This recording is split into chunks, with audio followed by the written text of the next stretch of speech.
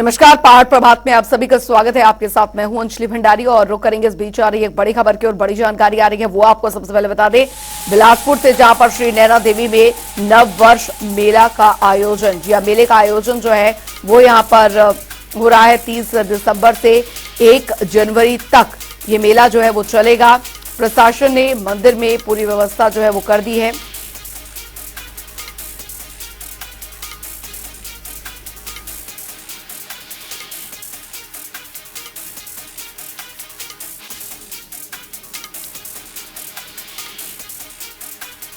बड़ी खबर आपको बता रहे हैं, प्रशासन ने मंदिर में शुरू की तैयारियां। लाखों भक्त करेंगे श्री नैना देवी के दर्शन, तो लाइनों में ही कराए जाएंगे देवी के दर्शन। ये बड़ी खबर आपको बता दें। सुरक्षा व्यवस्था के चलते जवानों की तैनाती जो है यहां पर की गई है।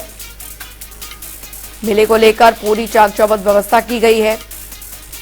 बिलासपुर से बड़ी खबर, श्री नैना देवी में नववर्ष और मेले का आयोजन जो है वो होने जा रहा है। 30 दिसंबर से 1 जनवरी तक ये मेले का आयोजन होगा। प्रशासन ने मंदिर में तैयारियां जो हैं वो शुरू कर दी गई हैं। दूर दूर से भक्तगण जो हैं वो यहां पर पहुंच रहे हैं। लाइनों में ही कराए जाएंगे देवी के दर्शन। तो ये इस वक्त की बड़ी खबर, देवी के दर्शनों के लिए दूर दूर से जो भक्तगण हैं वो पहुंच रहे हैं। बिलासपुर से बड़ी खबर, श्री नैना देवी में नववर्ष मेले का आयोजन जो है वो होने जा रहा है। प्रशासन ने मंदिर में तैयारियां पूरी कर ली गई हैं। भांति इस साल भी जो है नव वर्ष का मेला नैना देवी में शुरू होने जा रहा है, जो कि प्रशासन की तरफ से 30 दिसंबर, 31 दिसंबर और 1 जनवरी को यह मेला नैना देवी के दरबार में लगेगा। इस दौरान जो है वो लाखों श्रद्धालु मां के दरबार में आएंगे और मां का आशीर्वाद लेंगे, क्योंकि लोगों की आस्था है कि नए साल का जो आगाज है वो मां के दरबार से अगर किया जाए तो पूरा वर्ष जो है लोग समझते हैं कि हमारा अच्छा निकलेगा और घर में सुख शांति रहेगी। तो इसलिए मंदिर प्रशासन ने भी अपनी इस संबंध में पूरी तैयारियां कर ली हैं। सुरक्षा प्रबंध जो है चाक चौबंद कर दिए गए हैं। चलिए खबरों में आगे बढ़ेंगे। उधर दिल्ली में हिमाचल कांग्रेस को लेकर दरअसल बड़ी बैठक की गई, जिसमें हिमाचल प्रदेश के सीएम सुक्खू, कांग्रेस अध्यक्ष मल्लिकार्जुन खड़गे, प्रतिभा सिंह समेत कई वरिष्ठ नेता मौजूद रहे। बैठक में लोकसभा चुनाव समेत कई मसलों को लेकर चर्चा की गई।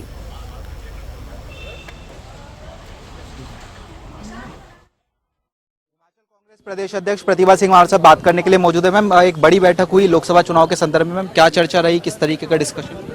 ये बहुत ड्यू थी, बहुत टाइम से ये मीटिंग होनी थी। हम आभारी है खड़गे जी के, आज उन्होंने इस मीटिंग को चेयर किया, उसमें राहुल जी भी आए और बहुत से मुद्दे थे जो अभी इलेक्शन को मद्देनजर रखते हुए हमने अपनी अपनी बात एआईसीसी के समक्ष रखी और कई मुद्दों पर जो चर्चा होनी थी उन मुद्दों पे भी हमने चर्चा की है।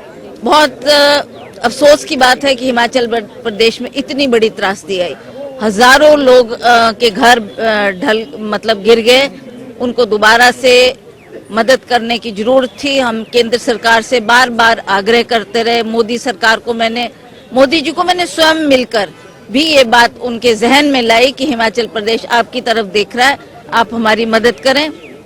केंद्र सरकार से हमें जब कहीं भी मदद नहीं मिली तो हिमाचल प्रदेश की सरकार ने 4500 करोड़ की धनराशि देकर लोगों की मदद की है। उनके मकान बनाए हैं, जो घर बिल्कुल टूट चुके थे, जिनको बहुत कम धनराशि मिलती थी, उनको लाखों में वो धनराशि दी गई। और उसी तरह से मैं समझती हूँ कि आने वाले चुनाव में हमको इन सब मुद्दों को लेकर हम लोगों के बीच जाएंगे और पूछेंगे कि किस बात के लिए हम मोदी सरकार का समर्थन करें या मोदी जी को वोट दें। मैम, सत्ता और संगठन की बात करें, कई बार जो है विवाद की खबरें देखने को मिलती हुई नजर आती है। तमाम चीजें भी आज जो है बैठक में डिस्कशन हुई, उसको लेकर किस तरीके की चर्चा रही? देखिए, विवाद तो कोई नहीं है, पर ये बात जरूर है कि पार्टी में, संगठन में और सरकार में तालमेल होना बहुत आवश्यक है।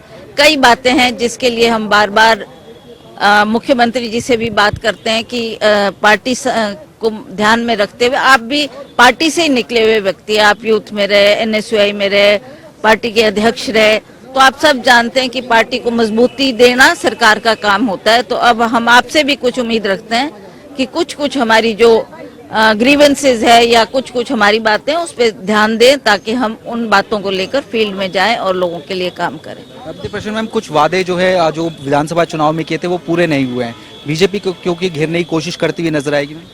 देखिए, ये जो वायदे किए हमने 5 साल के लिए किए हैं। हमने कई मुद्दों पर ध्यान दिया है, कई मुद्दे हमने पूरे किए। जैसे ओपीएस की बात हमने की, ओपीएस लागू करके दिया।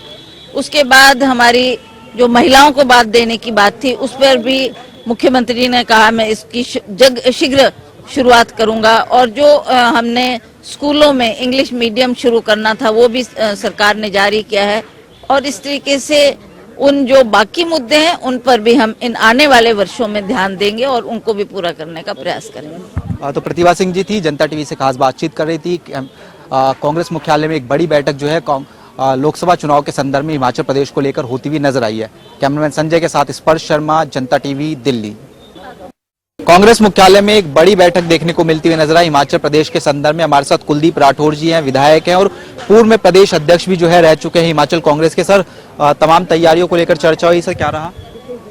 देखिए, आज हिमाचल प्रदेश के जो महत्वपूर्ण नेता हैं उनको बैठक में दिल्ली बुलाया गया और सब ने मिलकर चर्चा की कि किस तरह से जो लोकसभा के चुनाव है, जो बहुत बड़ी चुनौती हमारे लिए, उन चुनावों में कांग्रेस पार्टी को जीत हासिल करनी है। हिमाचल प्रदेश में हमने पहले नगर निगम के चुनाव जीते, फिर उपचुनाव जीते और विधानसभा का उपचुनाव जीता और अब जीत की हैट्रिक हमें जो है लोकसभा चुनाव जो है जीत के लगानी है। तो संगठन और सरकार में और अधिक समन्वय हो और सरकार के जो अच्छे काम हैं उनको जनता के बीच में ले जाएं, इस रणनीति के तहत जो है यहाँ चर्चा हुई। सर, आपके समय में हमने देखा कि उपचुनाव जितने भी हुए उसमें जीत कांग्रेस को मिलती हुई नजर आई थी, लेकिन कुछ बातें जो है सत्ता संगठन के बीच में तालमेल को लेकर लगातार निकलती हुई नजर आती है। बैठक में डिस्कशन रहा सर, किस तरह की जो है बातें कही गई? देखिए, एक बात जो है स्पष्ट तौर पे मैंने भी कही कि अभी हमारे पास बहुत चुनौती है कि हमें 4 लोकसभा के चुनाव जीतने हैं और अभी हमें सारे मुद्दों को, अगर कोई किसी के मन में कोई बात है, हमें उन तमाम मुद्दों को, उन बातों को पृष्ठभूमि में रखकर लोकसभा चुनाव के लिए इकट्ठे मिलकर प्रयास करें। सर, कुछ वादे अभी भी प्रदेश सरकार के पूरे नहीं हुए हैं जिसको विधानसभा चुनाव में लेकर आप उतरते हुए नजर आए थे। बीजेपी लगातार घेरती हुई नजर आती है। उस बारे में भी चर्चा हुई। कुछ वादे पूरे हुए, जो नहीं हुए निश्चित तौर पे जो सरकार है प्रदेश की, हमारे मुख्यमंत्री हैं, वो उस दिशा में भी जो है प्रयास करेंगे, क्योंकि अभी तो चुनाव के लिए समय तो बाकी है। तो निश्चित तौर पे मुझे लगता है कि वो भी इस दिशा में कदम उठाएंगे। बहुत बहुत शुक्रिया सर। तो कुलदीप राठौर जी थे, जनता टीवी से खास बातचीत कर रहे थे। कैमरामैन संजय के साथ स्पर्श शर्मा, जनता टीवी, दिल्ली। आज एआईसीसी के राष्ट्रीय अध्यक्ष खड़गे जी ने, राहुल जी ने मीटिंग रखी थी और उसमें चर्चा हुई कि लोकसभा चुनावों में जो किन मुद्दों को लेकर हम चुनाव लड़ेंगे, हिमाचल से संबंधित कौन से मुद्दे हैं। तो निश्चित तौर पर जो भी आने वाले समय में जब भी चुनाव घोषित होंगे अप्रैल मई के महीने में, हमें लगता है कि कांग्रेस पार्टी वहाँ 4 सीटों पर अपनी विजय हासिल करेगी। सुखू जी, कौन कौन से मुद्दे होंगे जो आप अभी करेंगे? देखिए, कौन कौन से मुद्दे होंगे? पिछली बार जब चुनाव हुआ तो अग्निवीर का एक मुद्दा था। हिमाचल प्रदेश में जो अग्निवीर की भर्ती हुई थी और उसमें तकरीबन लोगों को 4 साल बाद घर बैठना पड़ता, वो मुद्दा होगा। हमारी सरकार में आपदा ने जिस प्रकार काम किया और आपदा में अभी तक कोई राहत नहीं मिली, वो मुद्दे होंगे। कई मुद्दे हैं। केंद्र सरकार ने जो तेला व्यवहार किया, उसके कई मुद्दे होंगे।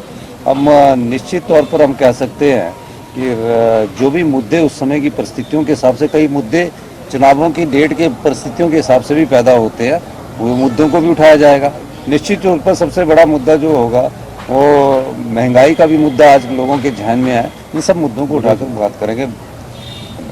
1 साल पहले हमने हिमाचल प्रदेश में कांग्रेस की सरकार बनाई थी और उस सरकार बनाने में श्रीमती प्रियंका जी का और श्री शुक्ला जी का बहुत अहम योगदान रहा था। इन्होंने स्ट्रेटजी फॉर्मुलेट की थी और उसके बाद हमारे साथ डट के कैंपेन किया। अब 1 साल हमारी गवर्नमेंट ने काम किया है। कांग्रेस की सरकार ने डिलीवर किया है हिमाचल प्रदेश में। और सबसे बड़ी त्रासदी इस दौरान हिमाचल प्रदेश में आई, जिसमें 12,000 करोड़ रुपए का नुकसान हुआ। उसके बावजूद भी हमने हर हिमाचली को मदद की है और जो 16,000 के आसपास मकान धराशायी हो गए, उन सबको 7-7 लाख रुपए तक की राशि मुहैया करवाई, जो अपने आप में एक रिकॉर्ड है। और हालांकि हमें केंद्र से मदद नहीं हुई और हम चाहते थे कि हमें आर्थिक पैकेज मिले, वो पैकेज नहीं मिला। हम चाहते थे कि हमें क्लेम मिल जाए, जो हमने क्लेम भेजा है केंद्र सरकार को, वो भी हमें नहीं मिला। और हमारे प्रदेश के ऊपर भारी भरकम कर्ज जो है बीजेपी की सरकार छोड़ के गई है, 92,000 करोड़ की देनदारियां हैं और कर्ज है। और हमारा जो है कर्ज की सीमाएं घटा दी गई हैं, हमारे फॉरेन फंडिंग के प्रोजेक्ट्स पे कैप लगा दी गई है, हमें जो रेवेन्यू डेफिसिट ग्रांट है वो घटा दी गई है, जीएसटी का कंपनसेशन जो है बंद कर दिया गया है, या फिर जो हमारे प्रोजेक्ट्स हैं जो दिल्ली सरकार के पास हैं, उन सब पे जो है गला घोंट दिया गया है और हमें वो पैसा दिया नहीं जा रहा है। इसके बावजूद भी प्रदेश में सरकार ने काम किया है और अब जब चुनाव आएंगे, और हम आभारी हैं खड़गे साहब के और राहुल जी के कि उन्होंने फिर से शुक्ला जी को प्रभार हिमाचल का दिया है और इनकी देखरेख में हम फिर से रणनीति बनाएंगे। तो श्री राम जन्मभूमि तीर्थ क्षेत्र अयोध्या से पूजित अक्षत कलश यात्रा आज राधा कृष्ण मंदिर पुराना बस स्टैंड पालमपुर से शुरू होकर राम चौक में समाप्त हुई। शोभा यात्रा में लोगों ने बढ़ चढ़कर भाग भी लिया। कार्यक्रम के दौरान आकाशदीप जरियाल ने कहा कि 1 जनवरी से 15 जनवरी तक सभी सामाजिक संगठनों के कार्यकर्ता हर घर में जाएंगे और अयोध्या से पूजित अक्षत प्रसाद के रूप में भेंट देंगे। वहीं हर गांव हर घर में जाकर निमंत्रण भी देंगे और सूर्यास्त के बाद हर घर हर मंदिर में दीपक जलाए जाएंगे।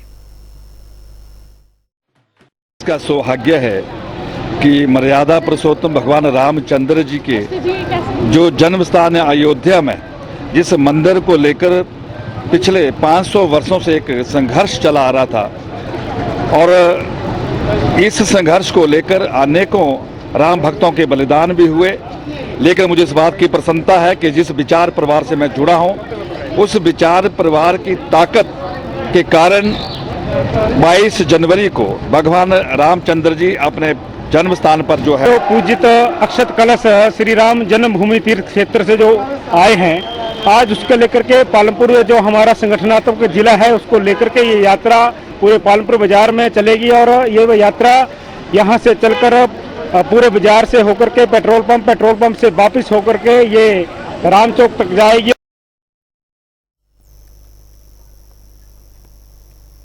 बढ़ेंगे आगे। उधर दरअसल चंबा में ज्यादातर लोग खेती करते हैं। यहाँ पर किसान अपनी जमीनों में कई तरह की फसलें लगाते हैं। किसानों की आय उनकी जमीनों में होने वाली फसलों के ऊपर भी निर्भर करती है, जिससे कि वो अपने परिवार का पालन पोषण करते हैं। इन दिनों चंबा के ग्रामीण क्षेत्रों में किसानों द्वारा गेहूं और मटर की फसल लगाई गई है। अब ऐसे में कृषि विभाग की ओर से किसानों के लिए आलू के बीज दिए जा रहे हैं, ताकि किसानों को अच्छा बीज यहाँ पर मिल सके और उन्हें मुनाफा हो सके।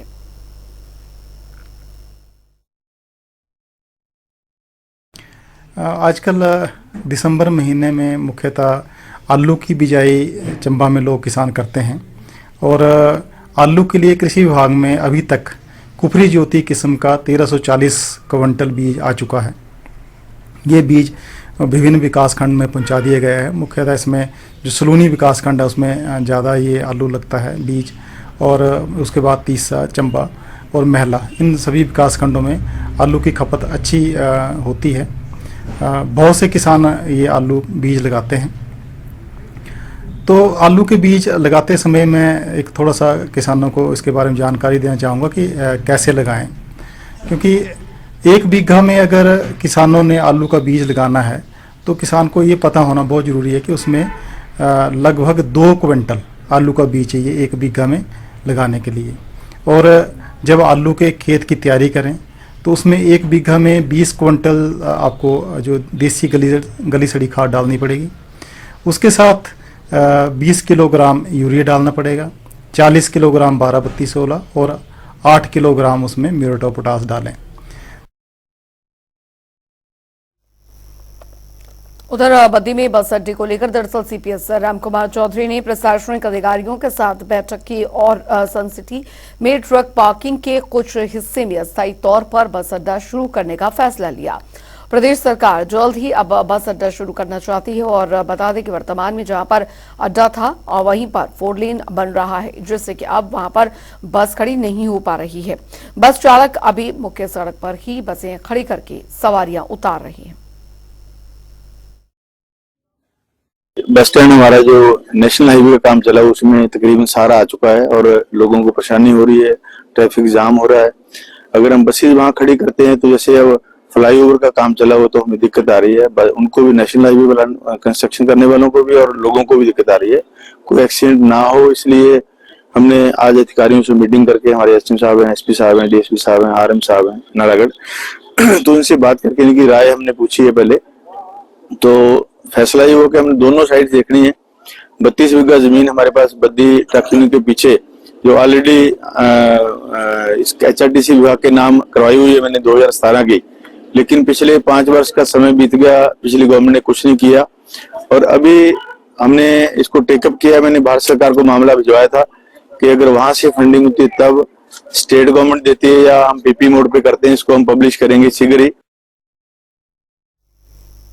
उधर आपको बता दें कि नए साल के जश्न के दौरान मैक्लोडगंज और साथ ही धर्मशाला में सुरक्षा को लेकर पुलिस का कड़ा पहरा रहेगा।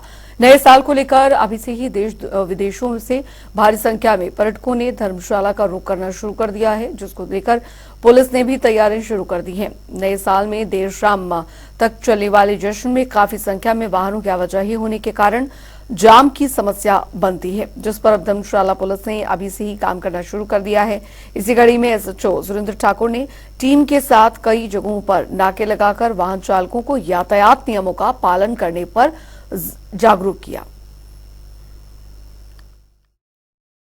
ये कुछ जनरल रूटीन है, तो वैसे इधर ट्रैफिक चेक करते हैं, वैसे कर रहे हैं, क्योंकि मैंने देखा बहुत सारे बच्चे जो है ना गाड़ियों में पीछे नंबर प्लेट नहीं लगा रहे हैं और फिर दुर्घटना करके या शोर में चा करके भागते हैं, तो हम उनको अवेयर कर रहे हैं कि नंबर प्लेट लगा लीजिए, इसका 3000 रुपये फाइन है।